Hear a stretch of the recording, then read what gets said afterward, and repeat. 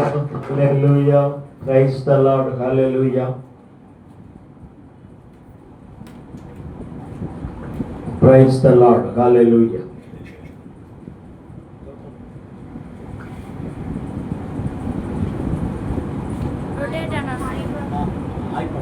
అది అట్లా వస్తే మైక్ ఫోన్ తిప్పమని చెప్తా. ఓకే, వదిలి.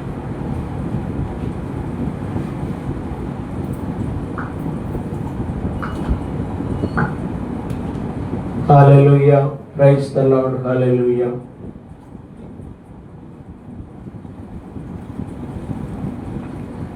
మనం చదివిన 142వ కీర్తనను మనం చూస్తున్నప్పుడు, నేను ఎలుగెత్తి యెహోవాకు మొరలిడుచున్నాను.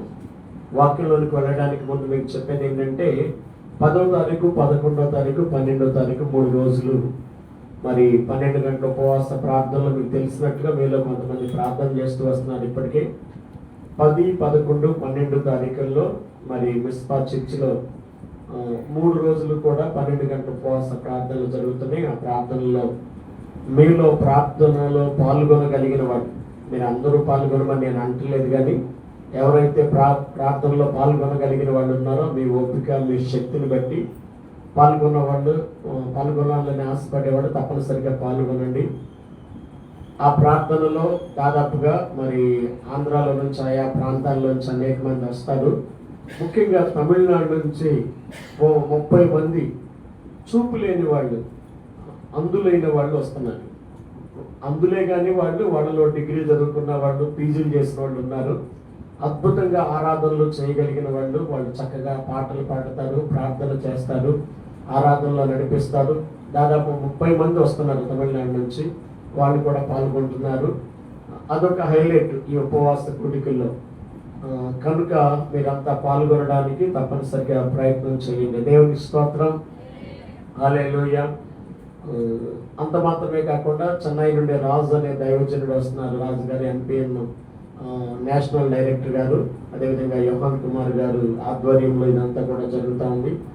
ఆ కార్యక్రమాల్లో ప్రతి అవసరత దేవుడు తన మహిమలో నుంచి తీర్చినట్లుగా మీ ప్రార్థనలో జ్ఞాపకం చేసుకోండి.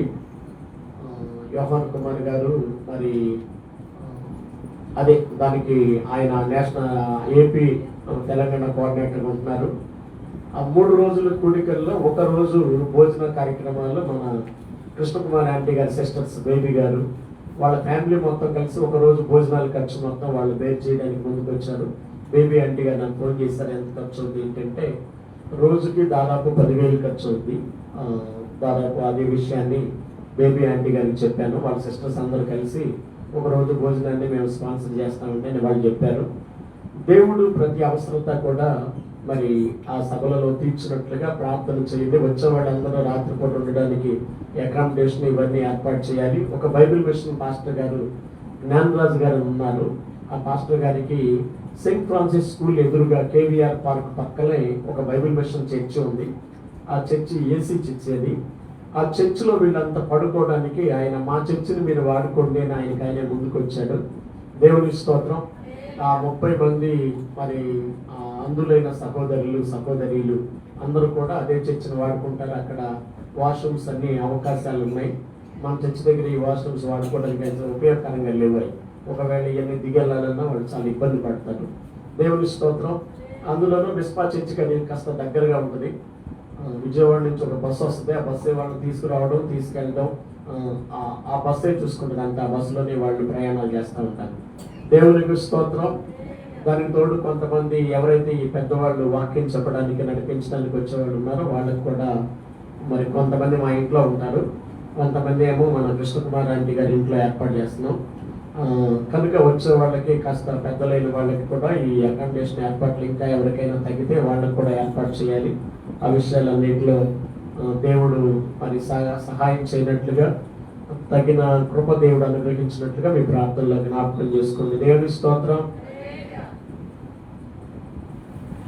3 రోజులకి వంటలు కూడా ఓ పాస్టర్ గారు ఉన్నారు, మా ఆగిరిపల్లి ఏరియా. ఆయన వంటలు బాగా తెలిసిన పాస్టర్ గారు జీవరత్నం గారని. ఆయనే 3 రోజులు నేనే వంట చేస్తానండి అని చెప్పి ఆయన అన్నాడు. దానికి సంబంధించిన వంట చేసేదంతా ఆయనే దగ్గరుండి ఆయనే చూసుకుంటాడంతా. దేవుని స్తోత్రం. హల్లెలూయా. దేవుని వాక్యముల నుంచి 142వ అధ్యాయాన్ని మనం చూస్తున్నప్పుడు, నేను ఎలుగెత్తి యెహోవాకు మొరలిడుచున్నాను, ఎలుగెత్తి యెహోవాను బతిమాలుకొనుచున్నాను. మన పరిస్థితులు బాగున్నప్పుడు మనం ఆశించేది ఒకటి, మన జీవితంలో జరిగేది ఒకటి అయినప్పుడు ఏ వైపు చూస్తున్నా 1-3 సార్లు జయమ్మ గారు తమ సాక్ష్యంలో చెప్పినట్లు, లోకంలో మీకు శ్రమ కలుగును అయినను ధైర్యం తెచ్చుకొనుడి అని చెప్పినట్లుగా, అది మన ప్రభువు చెప్పిన మాట. లోకంలో మీకు శ్రమ కలుగుద్ది, అయినా సరే మీరు ధైర్యం తెచ్చుకోండి అన్నట్లుగా దావీదు తన దేవుడైన యెహోవాను బట్టి ధైర్యము తెచ్చుకొనేను అని మనం 2 సమూయేలు గ్రంథం 1 సమూయేలు గ్రంథం ఆఖరి అధ్యాయంలో చూస్తాం. దేవుని స్తోత్రం కదా. మనం మన పరిస్థితులు ప్రతికూలంగా ఉన్నప్పుడు ఎలుగెత్తి యెహోవాకు మొరపెట్టడం తప్ప మనం చేయగలిగింది ఏమీ లేదు. ఇప్పుడు దీవెన సాక్ష్యం చెప్పినట్టు అర్ధరాత్రి 1 గంటకి తల్లికి గుండె నొప్పి వచ్చింది. ఇక సమయంలో ప్రార్థన తప్ప మరొక అవకాశం లేదు. ఆమె మరి 3 గంటల వరకు ఇబ్బంది పడుతున్నప్పటికీ కూడా దేవునికి మొరపెడుతూ ఉన్న కారణాన దేవుడు కార్యాన్ని చేశాడు, స్వస్థపరిచాడు. పరిస్థితులు ప్రతికూలంగా ఉన్నప్పుడు ప్రార్థన చేయటం మనం నేర్చుకోవాలి. కలవరపడి కంగారుపడి మనం చేయగలిగిందంటే ఏమీ లేదు. దీనంగా దేవుణ్ణి వేడుకోవడమే. దేవునికి స్తోత్రం. ఇప్పుడు చిట్టిమ్మ గారు చెప్పినట్టు శరీరంలో ఒక శోధన ఉంది. ఆ శోధన వైపు నేను చూడట్లేదు, కానీ ఎవరి వైపు చూస్తున్నాను నేను? దేవుని వైపు. అంతే కదా, ఒకటే మార్గం. దేవుని స్తోత్రం. కంగారు పడి సాధించగలిగింది ఏముందా? భయపడటం వల్ల ఇంకా పరిస్థితులు ఇబ్బంది పడతాయే కానీ దేవుని మీద భారం వేసి దావీదులాగా ఎలుగెత్తి నేను యెహోవాకు మొరలిడుచున్నాను, నాకు చూడండి, ఎలుగెత్తి యెహోవాను బతిమాలుకొనుచున్నాను. చూడండి, మొరలిడుతున్నాను, బతిమాలుకొనుచున్నాను. ఈయన ఎప్పుడు చేశాడో తెలుసా ఈ ప్రార్థన? మీకు ఎప్పుడు చేశాడనేది కీర్తన పైన రాసింది చూడండి, చిన్న అక్షరాలతో. ఎప్పుడు రాశాడు? గుహలో ఉన్నప్పుడు దావీదు చేసిన ప్రార్థన. దేవుని స్తోత్రం.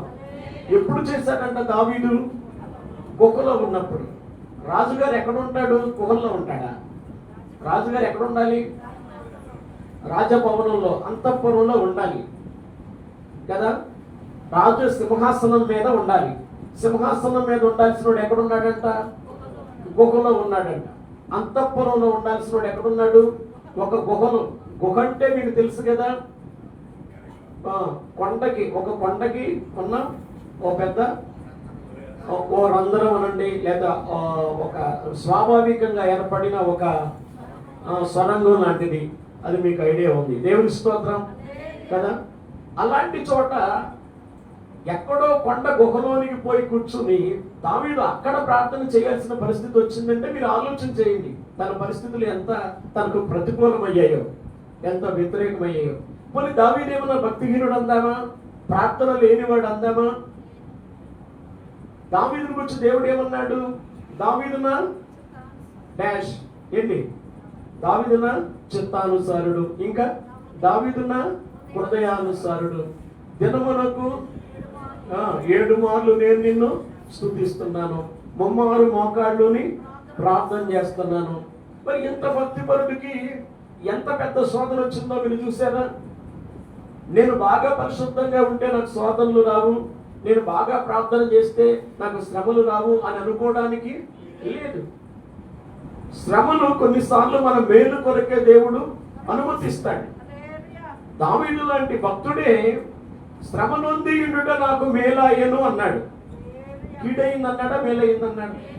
మేలయ్యింది అన్నాడు. దేవుని స్తోత్రం. హల్లెలూయా. ప్రస్తుత దినాల్లో తిమోతికి రూపాయి విలువ తెలిసినంతగా నాకు కూడా తెలియదు. రూపాయి విలువ ఇప్పుడు ఎవరు తెలుస్తుంది ఎక్కువ? తిమోతికి ఎప్పుడు తెలుస్తుంది? చేతి నిండా రూపాయలు ఉన్నాయని తెలుస్తుందా ఇప్పుడు నీకు? దేవుని స్తోత్రం కదా. రూపాయి వాల్యూ ఏంటో, చేతికి రూపాయి అందడం కష్టమైపోయినప్పుడు దాని విలువ ఏమిటో బాగా తెలుస్తుంది. ఎలా వాడాలి, ఎలా వాడకూడదు, ఎలా వాడి తప్పు చేసాం, ఎలా వాడి ఉండాల్సింది కాదు, ఎలా జాగ్రత్త చేసుకుని ఉంటే బాగుండేది. ఈ ఈ పాఠాలన్నీ చేతి నిండా నీకు రూపాయలు ఉన్నప్పుడు తెలిసిందా కదా? చేతికి రూపాయి అవసరమైనప్పుడు కూడా రూపాయి దొరకకపోతుంటే అరే ఎన్ని రూపాయలు నేను వ్యర్థం చేశాను కదా. ఇంకా జాగ్రత్తగా వాడి ఉండాల్సింది కదా, వాటిని జాగ్రత్తగా సద్వినియోగం చేసుకుని ఉండాల్సింది కదా. ఈ లెసన్ నీ జీవితం అంతా ఉపయోగపడుతుంది, నీ లైఫ్ లాంగ్ ఉపయోగపడుతుంది. ఇప్పుడు నేర్చుకునే పాఠం నీ జీవితం అంతా ఉపయోగపడుతుంది, రూపాయి యొక్క విలువ. దేవుని స్తోత్రం. అప్పుడు అది నీకు మేలయ్యిందా కీడయిందా? మేలే అయ్యింది కదా. ఇంకొకటి అది తెలుసా, శ్రమంలో మనకు ఒకటి తెలుస్తుంది, మనకు అయిన వారెవరు కాని వారెవరు. అయిన వారు అంటే బంధువులు కాదా, అది కాదు అర్థం. మనల్ని ఆదుకునే వాళ్ళు ఎవరు అనేది నీకు సుఖాల్లో తెలవదు, నువ్వు తులతూగుతున్నప్పుడు తెలవదు. నీకు అయిన వాళ్ళు ఎవరో కాని వాళ్ళు ఎవరో, ఆత్మీయులు ఎవరో ఆత్మీయులు కాని వాళ్ళు ఎవరో నువ్వు సర్వసుఖాలతో తొలతూగుతున్నప్పుడు కాదు. ఎప్పుడు తెలుస్తుంది? నీ బాధలో నీ ప్రక్కన ఎవరు నిలబడతారో వాళ్ళే నీకు అయిన వాళ్ళు. నీ శ్రమలో నీ ప్రక్కన నిలబడి నీకు ధైర్యం చెప్పి ఎంతో అంతో వాళ్ళకి తోచినంత ఏదో రకంగా నీ మాట ద్వారానో లేకపోతే మరొక రకంగా సాయం చేసి నీ ప్రక్కన ఎవరు నిలబెడతారో వాళ్ళే నీకు నిజమైన ఆత్మీయులు. ఆ లెసన్ అంతా ఎప్పుడు తెలుస్తుంది? నీ కష్టంలో తెలుస్తుందా, సుఖంలో తెలుస్తుందా? కష్టంలోనే తెలుస్తుంది. దేవునికి స్తోత్రం, హల్లెలూయా. ఇప్పుడు మన సుఖాల్లో మన ఇంటి చుట్టూ దిగినోళ్ళు మన కష్టంలో అందరూ కనపడరు. ఎవరన్నా కొందరు కనపడతారేమో కానీ నీ పరిస్థితులు బాగున్నప్పుడు నీ ఇంటి చుట్టూ తిరిగినోళ్ళు నీ పరిస్థితి బాగున్నప్పుడు నీ కంటికి కూడా కనబడరు. దేవునికి స్తోత్రం. అప్పుడప్పుడు ఇటువంటి పరిస్థితులు ఎదురవ్వడం, కోరుకోవడం మనం కోరుకోలేం కానీ ఎదురవ్వడం మంచిదే. ఇప్పుడు దావీదు లాంటి వాడు చూడండి, సింహాసనం మీద కూర్చుని రాజుగా తిరుగు లేకుండా పరిపాలన చేస్తున్నవాడు. పరిస్థితులు కాస్త ప్రతికూలించాయి, పరిస్థితులు కొంచెం తిరగబడ్డాయి. దేవునికి స్తోత్రం. ఈ తిరగబడిన సందర్భాల్లో పరిస్థితులు కాస్త తారుమారై సింహాసనం మీద ఉండాల్సిన వాడు ఎక్కడున్నాడు? గుహలో ఉన్నాడు. మంది మార్బలంతో అన్ని రకాల ఐశ్వర్యాలతో మరి చక్కగా రాజ్యములో ఉండి రాజభోజనం రాజు తన బల్ల మీద రాజభోజనం స్వీకరించాల్సినాడు. పరిస్థితులు తేడా వచ్చేటప్పటికి గుహలోనికి పారిపోయి, గుహలో ఏముంటుంది? వెళ్తుంటుంది. చీకట్లో తన ప్రాణాన్ని కాపాడుకుంటూ ఏదో తనను నమ్మి తనకు నిజంగా ఆత్మీయులైన వాళ్ళు ఎవరో తనతో పాటు వచ్చారు కొంతమంది. వాళ్ళ మధ్యలో ఆయన అదుల్లాము గుహలో అక్కడ కూర్చుని అక్కడి నుండి మొరపెట్టాడు, అయ్యా ఎలుగెత్తి నేను యెహోవాకు మొరలిడుచున్నాను. దేవునికి స్తోత్రం.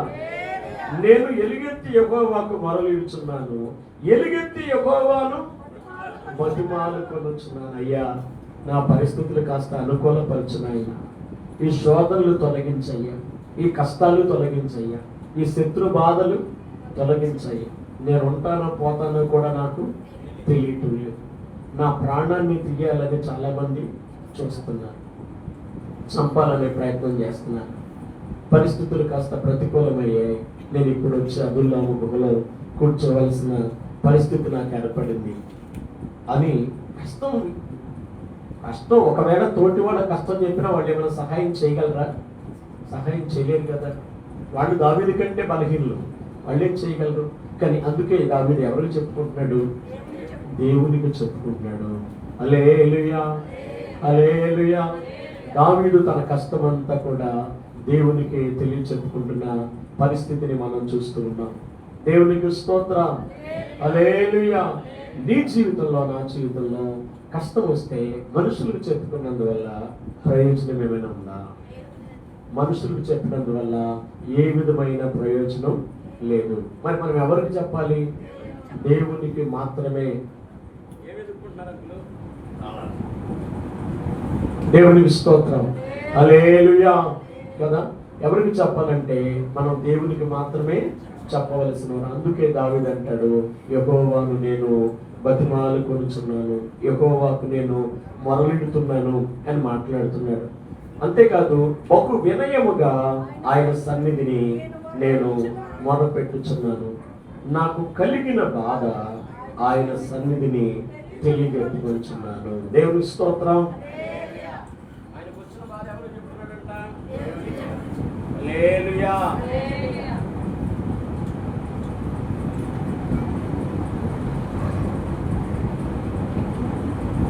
దావీదు దగ్గర మనం నేర్చుకోవాల్సిన పాఠాలు చాలా ఉన్నాయి.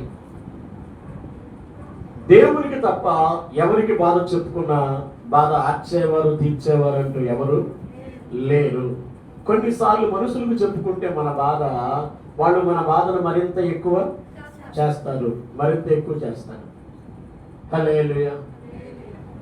ఇందాకే ప్రసాదరావు గారు నేను మాట్లాడుకున్నాం. కొంతమంది మనుషుల యొక్క మనస్తత్వాలు ఎలా ఉంటాయంటే, నీ మీద బాగా ప్రేమ ఉన్నట్టు నటిస్తారు, అంటే నువ్వంటే చాలా ఇష్టం అన్నట్టు నటిస్తారు. అసలు ఇదంటే మాటల్లో దేనికి ఆడుతుందన్నంత ప్రేమ చూపిస్తారు. అమ్మో వీళ్ళు నా మీద ఎంత సింపతి ఉంది కదా వీళ్ళకి అనుకుని, నువ్వు ఓపెన్ అయిపోయావు అనుకో, నీ కష్ట సుఖాలు కాస్త బలిష్ట అయిపోయి కష్ట సుఖాలు చెప్పుకున్నావు అనుకో, దాన్ని 10 మందికి చెప్తారు. ఇది అంటే నీ మీద ప్రేమ ఉన్నట్టుగా చాలా ఎక్కడ లేని ప్రేమను ప్రదర్శిస్తారు. వీళ్ళు నాకు ఆత్మీయులు కదా అనుకుని ఉన్నదన్నట్టు చెప్పామనుకో, అయిపోయి నువ్వు దొరికినట్టే. ఇక దాన్ని 10 మందికి, అంటే మనుషులందరూ ఒక రకంగా ఉంటారని అన్నావు. కొంతమంది మనస్తత్వం ఏంటంటే చెప్పింది విని 10 మందికి పబ్లిసిటీ చేస్తారు. దానివల్ల నీ కష్టాలు పెరుగుతాయే కానీ తగ్గవు.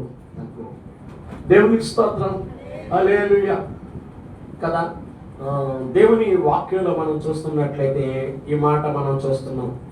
ఎలుగెత్తి యెహోవాకు మొరలిడుచున్నాను, ఎలుగెత్తి యెహోవాను బతిమాలుకొనుచున్నాను, బహు వినయముగా ఆయన సన్నిధిని నేను మొరపెట్టుచున్నాను. నాకు కలిగిన బాధ ఆయన సన్నిధిని తెలియజెప్పుకుంటున్నాను. ఆయన బాధనంట ఎవరికి చెప్పుకుంటున్నాడంట?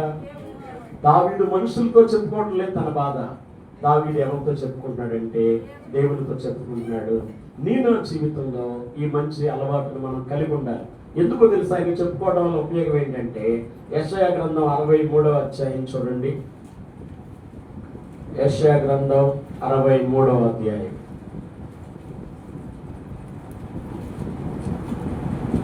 63వ అధ్యాయంలో 9వ వచనం. వారి యావత్ బాధలో ఆయన బాధనొందెను, ఆయన సన్నిధి దూత వారిని రక్షించను, ప్రేమ చేతను తాలిమి చేతను వారిని విమోచించను. పూర్వ దినములన్నిటను ఆయన వారిని ఎత్తుకొనుచు మోసుకొనుచు వచ్చెను. హల్లెలూయా. ఇక్కడ ప్రవక్త ద్వారా చెప్పబడుతున్న ప్రవచన వాక్కు ఏమిటంటే, ఇశ్రాయేలీయుల యొక్క యావత్ బాధలో ఏం చేశాడంట? ఆయన బాధ నొందాడు. హల్లెలూయా. ఇశ్రాయేలీయుల బాధలన్నింటిలో కూడా దేవుడు బాధ నొందినట్లుగా మనం చూస్తున్నాం. అంతేకాదు ఆయనట ఆయన సన్నిధి దూత వారిని రక్షించను, ప్రేమ చేతను తాలిమి చేతను ఏం చేశాడు? వారిని ఆయన విమోచించాడు. పూర్వ దినాలన్నిటను ఆయన వారిని ఎత్తుకొనుచు మోసుకొనుచు వచ్చాడు. దేవుడు ఎవరండి? నిన్ను ఎత్తుకునే దేవుడు, నిన్ను మోసే దేవుడు. మోయడం అంటే నీ భారం అంతా, నీ బాధ్యత అంతా చూసుకునే దేవుడు, నిన్ను ఎత్తుకునే దేవుడు. దేవుని స్తోత్రం. ఎత్తుకోవడం మాత్రమే కాదు, నిన్ను హత్తుకునే దేవుడు. నీ యావత్ బాధలో కూడా ఆయన బాధ నొందే దేవుడు. బాధ నొందాడంటే బాధ నుండి విడిపించలేక కాదు, నీ బాధను తన బాధగా ఆయన పంచుకునే దేవుడు. అలా పంచుకోవడం మాత్రమే కాదు, ఆ బాధ నుండి ఏం చేస్తాడు? ఆయన నిన్ను రక్షిస్తాడు, విమోచిస్తాడు. ఇప్పుడు లాజరు చనిపోయినప్పుడు మరియ మార్తలు ఏడుస్తున్నారు. వారిని పలకరించడానికి వచ్చిన యూదులు కూడా ఏడుస్తున్నారు. ఎక్కడ ఉంచారు అంటే సమాధి దగ్గరకు తీసుకొచ్చారు. ఇగో ఇక్కడే పెట్టాను, ఇప్పటికి 4 రోజులు అవుతుంది అని మరియ మార్తలు చెప్పారు. చెప్పి మరియ మార్తలు ఏడుస్తుంటే వారిని చూడటానికి వచ్చిన యూదులు కూడా ఏడుస్తుంటే యేసు కన్నీళ్లు విడిచెను అనే వాక్యంలో మనం చూస్తున్నాం. ఎవరు ఏడ్చారు? యేసయ్య కూడా ఏడ్చాడు. అరే దేవుడు ఏడవడం ఏంటి అని మీరు అంటారా అంటే, వారి యావత్ బాధలో ఆయన బాధ నొందాడు. ఏడ్చు వారితో ఏడువుడి అని కూడా వాక్యంలో ఉంది. దేవునికి స్తోత్రం. ఏడ్చే వారితో ఏడవమను కదా. దేవునికి స్తోత్రం. యేసయ్య ఏడ్చాడు కనుక ఆయన ఏమీ చేయలేక ఏడ్చాడా? కాదు. ఏడ్చిన యేసయ్యే లాజరు బయటికి రా అని పిలిచాడు. పిలిచినప్పుడు లాజరు లేచి బయటికి వచ్చాడు. హల్లెలూయా కదా. మిగతా వాళ్ళు ఏడవన వరకే చేయగలిగారు, లేపగలిగారా? అక్క ఏడ్చినా ప్రేమ ఉంది కాబట్టి ఏడ్చింది. తనేమన్నా చేయగలదా?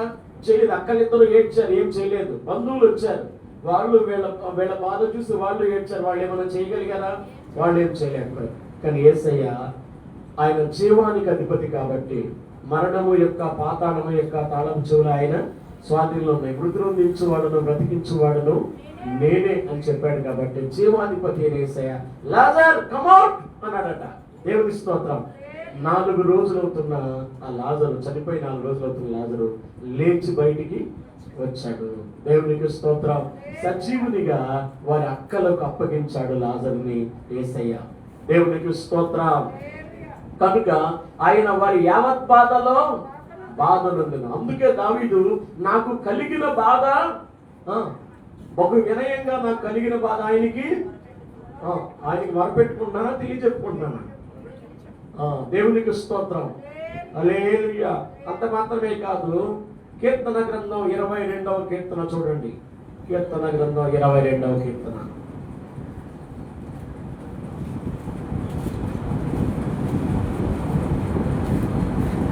22వ కీర్తనలో ఈ విధంగా ఉంది. అదేంటంటే కాదమ్మా 24 వచ్చిన చూడండి.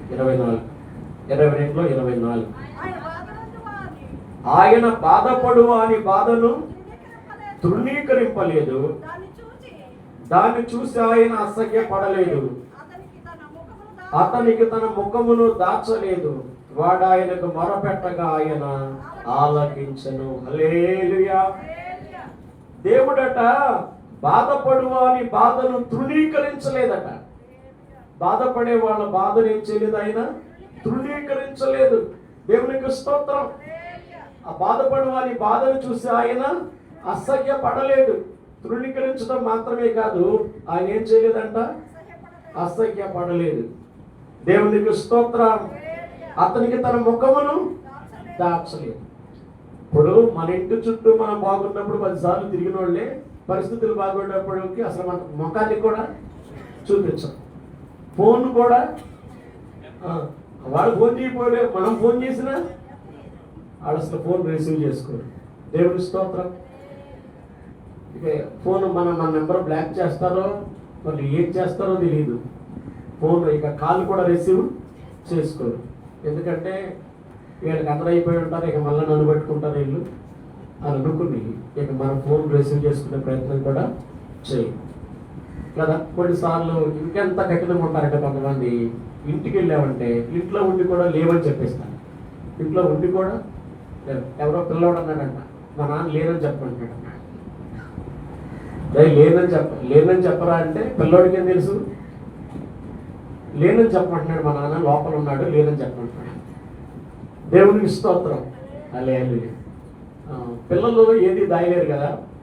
ఒక గమ్మత్తైన వార్త, నా చిన్నప్పటి సంగతి ఒకటి చెప్పారు మా ఇంట్లో. వెనకటి రోజుల్లో నాటుసారా కాసేవాడు. ఎప్పుడో మేము పుట్టామో లేదో తెలియదు. నాటుసారా, పల్లెటూరులో నాటుసారా కాసేవాడు. మా తాతగారు పక్కన ఉన్న చెరువులో, జమ్ము చెరువులో నాటుసారా కాస్తున్నాడు.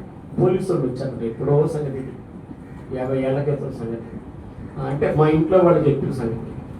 ఆయన వచ్చేసి మా తాతగారు పోలీసు వాళ్ళు వచ్చారని తెలిసి అప్పుడు ఆపు నిక్కర్లు ఉన్న పోలీసులు అంట ఆ రోజుల్లో, ప్రొఫెషనల్ వాళ్ళు పట్టుకోవడానికి వస్తే ఈ నాటుసారా కాసేవాడే తాతగారు పరిగెత్తుకుంటా వచ్చి అప్పుడు మినపకాయ ఎత్తడానికి పెద్ద పెద్ద గంపలు ఉన్నాయి. పల్లెటూరులో మీకు ఐడియా ఉందో లేదు, పల్లెటూరులో ఉన్నవాడుగా తెలుసు, పెద్ద పెద్ద గంపలు ఉన్నాయి. ఆ గంపల్లో మినపకాయని గుట్ల పెట్టేవాడు మినపతీత తర్వాత. ఆ గంప లాంటి గంప బోర్లు వేసుకుని దాని కింద కూర్చున్నాడంట తాతగారు. పరిగెత్తుకుంటూ ఇంటికి వచ్చి పోలీసు వాళ్ళు ఇటే పరిగెత్తుకు వెళ్ళాడు, ఎక్కడికి వెళ్ళాడు అని చెప్పి పోలీసు వాళ్ళు ఇంటి చుట్టూ తిరుగుతున్నాడు. మా బాబాయ్ అమాయకంగా పోలీసు వాళ్ళ దగ్గరికి వెళ్ళి, అప్పుడు చిన్నోడండి మా బాబాయ్, మా నాన్న ఎక్కడున్నాడో నేను మీకు చెప్పనుగా, మా నాన్న ఎక్కడున్నాడో నేను మీకు చెప్పనుగా అన్నాడంట పోలీసు వాడితో. ఆయన అన్నాడంట, మా నాన్న గంప కింద లేడుగా అన్నాడు. మా నాన్న గంప కింద.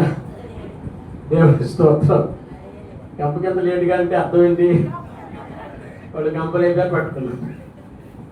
హల్లెలూయా. పిల్లలకి కొన్నిసార్లు మరి అసలు వాళ్ళ అబద్ధం చెప్పమన్నా చెప్పడం కూడా వాళ్ళకి చేత కాదు. దేవుని స్తోత్రం. కొంతమంది ఎలాంటి వాళ్ళు ఉంటారంటే ఇంట్లో ఉండి కూడా లేనండి.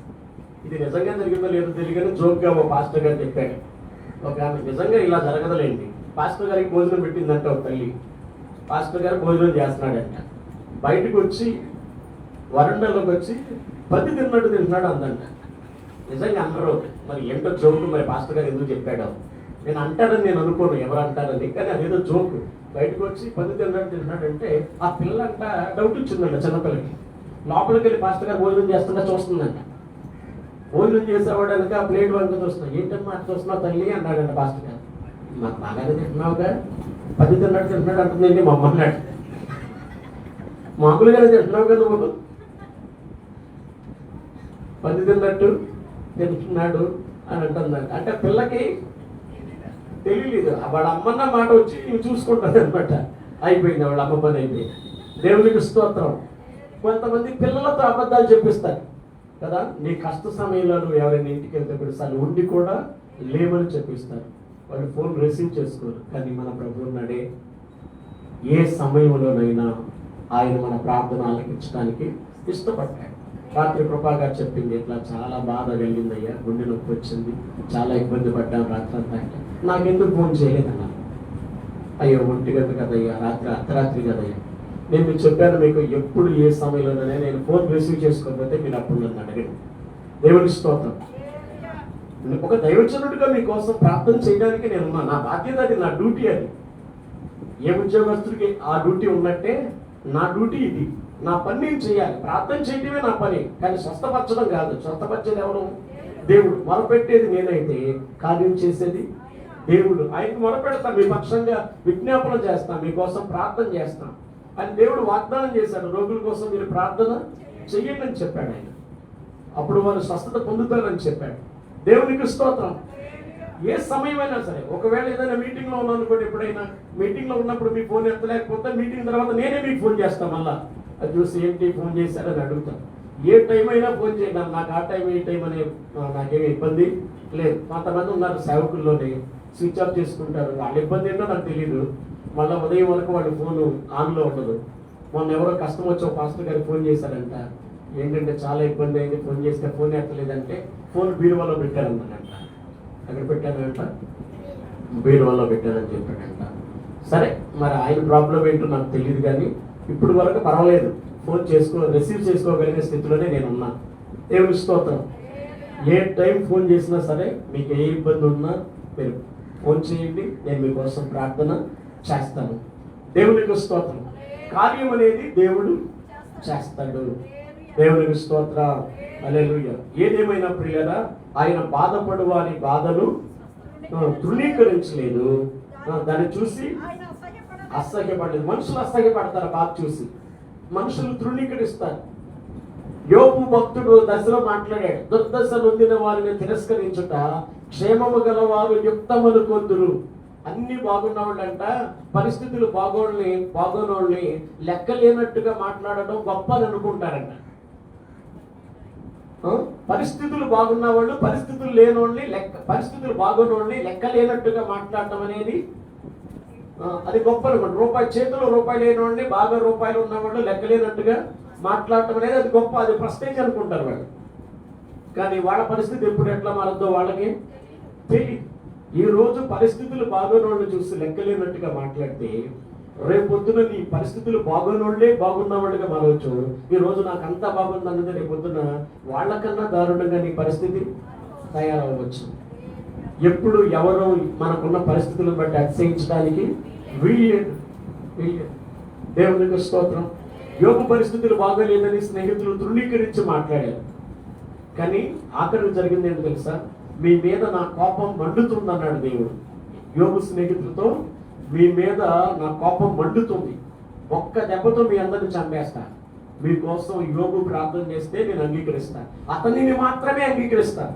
అతను మీకోసం ప్రార్థన చేస్తే మిమ్మల్ని వదిలిపెడతా, లేకపోతే మిమ్మల్ని చంపేస్తా అంటే చచ్చినట్టుగా వాళ్ళు ఎవరిని అడిగారు ప్రార్థన చేయమని? యోబుని అడిగారు. అప్పటి వరకు యోబుని ఎట్లా మాట్లాడారు వాళ్ళు? అసలు అంత భ్రష్టుడు అన్నట్టుగా మాట్లాడారు, భక్తిహీనుడు అన్నట్టుగా మాట్లాడారు. అసలు యోబుకి భక్తి లేదు, దుర్మార్గుడు అన్నట్టుగా మాట్లాడారు. వాళ్ళు యోబు అడిగితే, దుర్మార్గులారా, ఇప్పటి వరకు మీ ఇష్టం వచ్చినట్టుగా నాతో మాట్లాడారు కదా, నన్ను నిందించారు కదా, నేను మీకోసం ఎలా ప్రార్థన చేస్తాను, నేను మీకోసం చేయను అన్నాడు కదా. అన్నాడా? అనలేదు. మనమైతే ఏం చేసేవాళ్ళము? ఆ క్షణం వరకు తిట్టి అప్పుడు మనం ప్రార్థన చేయమంటే సరే సరే ఓకే చేస్తాననేవాళ్ళము మనం. దేవుని స్తోత్రం కదా. యోబు హృదయపూర్వకంగా స్నేహితుల కోసం మొరపెట్టాడా లేదా? మొరపెట్టాడు. యోబు తన స్నేహితుల క్షేమం కోసం మొరపెట్టాడంట. యోబుకి క్షేమస్థితి ఎవరిచ్చారు? దేవుడు ఇచ్చాడు. దేవునికి స్తోత్రం. హల్లెలూయా, హల్లెలూయా. కొన్నిసార్లు అప్పుడప్పుడు నా మట్టుకు నేను ప్రశ్న వేసుకుంటాను, మీ మట్టుకు మీరు ఎలా అనుకుంటారో నాకు తెలియదు, కానీ నేను నా స్నేహితులకు కొంతమంది మాటలు కూడా అప్పుడప్పుడు కొంతమంది మాటలు చూస్తున్నాను. ఇప్పుడు సేవకుడు బ్రతికే దీని మీద, సేవ మీద బ్రతకడం అంటే విశ్వాసులైన మీరు కష్టపడి దేవుడు మీకు ఇచ్చిన దానిలో నుండి ఎంతో కొంత తెచ్చి కానుక దశమ భాగాలు కానుక ఇస్తున్నారు. అంటే మేము బ్రతికేది మీ కష్టం మీద. మీకు మేము పోజులు పెడితే అఫ్కోర్స్ దేవుడికనే ఇస్తున్నారు, మీరు దేవుడి కోసమనే ఇస్తున్నారు. దైవజనుడిగా ఇప్పుడు మీ సొమ్ము తింటూ మీరంటే లెక్కలేనట్టుగా, మీరంటే బాధ్యత లేనట్టుగా మాట్లాడటం అంటే, ఆ పని చేయాలంటే సిగ్గుండాలి మాకు. ఆ పని చేయాలంటే ఏముండాలి? మా ముఖానికి సిగ్గుండాలి. తినే రూపాయి అంటే నేను అనేది దేవునికనే ఇస్తున్నారు మీరు. కానీ దైవజనుడు ఇక్కడ ఇప్పుడు బలిపీఠంలో పరిచయం చేసేవాళ్ళు అక్కడ ఉన్న తినడానికి అర్హులు అని వాక్యం చెప్పినట్లుగా దేవునికే మీరు కానుక సమర్పిస్తున్నారు. కానీ అది తిని కదా బ్రతికేది, అది తిని కదా. ఇప్పుడు మరి మీరు ఏదో కష్టం ఉందో లేకో ఒక రూపాయో 10 రూపాయలు ఎవరి సామర్థ్యం కొద్ది వాళ్ళు ఇస్తే అది తీసుకుని బ్రతుకుతూ మీరంటే లెక్కలేనట్టుగా మాట్లాడితే, మిమ్మల్ని చిన్నచూపు చూస్తే, బుద్ధి జ్ఞానం ఉంటే ఆ పని చేయొచ్చా?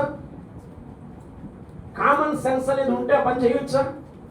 చేయకూడదు కదా. కొంతమంది అది తింటూ విశ్వాసులకు పోజులు కొట్టేవాళ్ళు ఉన్నారు కదా. దేవుని స్తోత్రం. నా మట్టుకైతే నేను ఎప్పటికప్పుడు ప్రశ్నించుకుంటాను. అప్పుడప్పుడు నాకు పల్లెటూరులో వెళ్ళేటప్పుడు వాళ్ళు పడే కష్టం నాకు వస్తే, మంటుంటే ఎండలో కళ్ళు తిరిగి పడిపోయే ఎండలో కలుపులు అవుతుంటూ ఉంటారు, వాళ్ళు ఊడు తుడుస్తూ ఉంటారు. వాళ్ళు ఎంత కష్టపడి కదా దేవునికి వాళ్ళని నమ్మకంగా దశభాగం తీసుకుని ఇస్తున్నారు. అది తినే కదా బ్రతుకుతున్నాము. బలిపీఠం వద్ద అర్పించే ఈ కానుకలను కదా, వారి కోసం ఎంత నమ్మకంగా ప్రార్థన చేయాలి, ఎంత బాధ్యతగా ప్రార్థన చేయాలి. దేవునికి స్తోత్రం. అంతే కదా. ఇప్పుడు దేవుడు ఇవ్వనుదే, ఇప్పుడు దేవుడే పైనుండి కుమ్మరించట్లేదు కదా. విశ్వాసులను మిమ్మల్ని ప్రేరేపిస్తే కానుకలు వస్తున్నాయి. అద్దె కట్టగలుగుతున్నామంటే, కరెంటు బిల్లులు కట్టగలుగుతున్నామంటే, కారులో తిరుగుతున్నామంటే, పెట్రోల్ పోస్తున్నామంటే, ఈఎంఐలు కడుతున్నామంటే, ఇవన్నీ చేస్తున్నామంటే దేవుడు విశ్వాస బిడ్డలమైన మీ ద్వారానే కదా దేవుడు ఇచ్చేది. పైనుండి పంపించట్లేదు కదా దేవుడు. దేవుని స్తోత్రం కదా. నేను అంటున్నాను ప్రియులారా, మీరు దేవునికి చాలా విలువైనవారు, నేను దేవునికి చాలా విలువైనవారు, మనం దేవుని పిల్లలు. దేవునికి స్తోత్రం. కనుక ఈ మాట మీరు గుర్తుపెట్టుకొని ఇక్కడ చూస్తున్నట్లయితే, ఆయన బాధపడు అనే బాధను తృణీకరించలేదు, ఇంకా దాన్ని చూస్తే ఆయన అసహ్యపడలేదు. అప్పుడప్పుడు పాస్టర్ల గురించి ఇక్కడ ఇంకో మాట చెప్పాలి. కంప్లైంట్ ఏంటంటే, డబ్బున్న వాళ్ళ ఇంటికి 10 సార్లు తిరుగుతారు, డబ్బు లేని వాళ్ళ ఇంటికి వెళ్ళరు, ప్రార్థన చేయరు అనే కంప్లైంట్ అప్పుడప్పుడు సేవకుల గురించి వస్తారు. అటువంటి రిమార్క్ ఏదైనా నా గురించి ఉంటే చెప్పండి. మా ఇంటికి రారు, పలానా డబ్బున్న వాళ్ళ ఇంటికే, నెలకు 10,000 దశభాగం ఇచ్చేవాడి ఇంటికే వెళ్తారు, నేను 100 రూపాయలు మాత్రమే దశభాగం ఇస్తాను కాబట్టి నా ఇంటికి రారు అనే కంప్లైంట్ ఏదైనా ఉందా? దేవుని స్తోత్రం. అసలు ఆ సమస్య లేదు. దేవుని స్తోత్రం. మీరు ఎప్పుడు ఎవరు మీ ఇంటికి వచ్చి ప్రార్థన చేయమన్నా ప్రార్థన చేయడానికి నేను సిద్ధమే. ప్రార్థన చేయడం మాత్రమే కాదు, మీకోసం ఉపవాసం ఉండి మొరపెట్టమన్నా మీకోసం ఉపవాసం ఉండి ప్రార్థన చేయడానికి కూడా సిద్ధమే. దేవునికి స్తోత్రం కదా. ఇక్కడ కొంతమంది చేతిలో రూపాయలు లేని వాళ్ళకి పెద్ద విలువ ఎవరు, రూపాయలు ఉన్న వాళ్ళకి మాత్రమే విలువిస్తారు. ఏసయ్య అట్లా కాదు కదా. ఏసయ్య అందరినీ ప్రేమిస్తున్నాడు, ఆయనకే పక్షపాతం లేదు. ఆయన బాధపడు వారి బాధను తృణీకరించే దేవుడు కాదు. ఇంకా అతనికి తన ముఖాన్ని దాచలేదు. వాడు ఆయన మొరపెట్టగా ఏం చేశాడంట? ఆయన ఆలకించాడంట. దేవుడి స్తోత్రం. సంస్కార ఆరాధన ఉంది కాబట్టి నా మాటలు నేను ముగించబోతున్నాను. కనుక ఈ మాటలు గుర్తుపెట్టుకోండి. దావీదు తన బాధ అంతా ఎవరికి చెప్పాడు? దేవునికే మొరపెట్టాడు. మరి మనం ఎవరికి చెప్పాలి? దేవునికే మొరపెట్టాలి. బహు వినయంగా బ్రతులాడుకున్నాడంట. మనం కూడా అదే విధంగా బ్రతులాడుకోవాలి. దేవుడి మాటలు దీవించుగా. ఆమేన్.